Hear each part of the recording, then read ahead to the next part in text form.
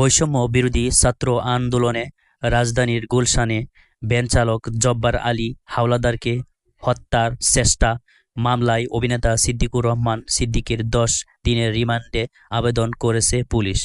বুধবার 30 এপ্রিল মামলার তদন্ত কর্মকর্তা গুলশান থানার এসআই আব্দুস সালাম এ আবেদন করেন।